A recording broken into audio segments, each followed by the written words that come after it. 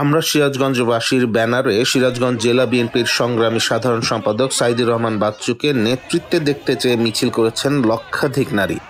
৩রা জানুয়ারি শুক্রবার বিকেলে শহরের খান সাহেবের মাঠ থেকে বিভিন্ন বয়সী লক্ষাধিক নারী সিরাজগঞ্জ শহরে স্মরণকালের এই বিশাল মিছিল করেন। মিছিলটি শহর প্রদক্ষিণ শেষে বাজার স্টেশন বিজয় সৌধে গিয়ে শেষ হয়। এর আগে সংক্ষিপ্ত সমাবেশে জেলা বিএনপি সাধারণ সম্পাদক সাইদুর রহমান বাচ্চু বলেন, ফেলানীকে যখন হত্যা করা হয়েছিল ওই সময় পুলিশ আমাকে গ্রেফতার করেছিল। সেই সময় সিরাজগঞ্জের নানা বয়সী হাজার হাজার নারী শহরের ঝাড়ু মিছিল বের করেছিল। তখন বুঝতে পেরেছিলাম সিরাজগঞ্জের মা বোনের আমাকে কতটা ভালোবাসেন। আজ ছাত্র জনতার আন্দোলনে নতুন বাংলাদেশে লক্ষাধিক নারীর অংশগ্রহণে মিছিলটি নতুন করে প্রমাণ করেছে সিরাজগঞ্জের মা বোনেরা আমাকে এখনো কতটা ভালোবাসেন।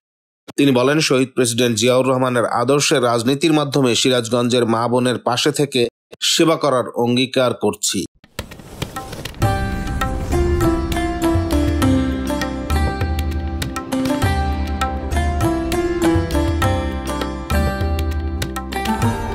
এমই টিভি, স্বাধীন বাংলার স্বাধীন কণ্ঠ।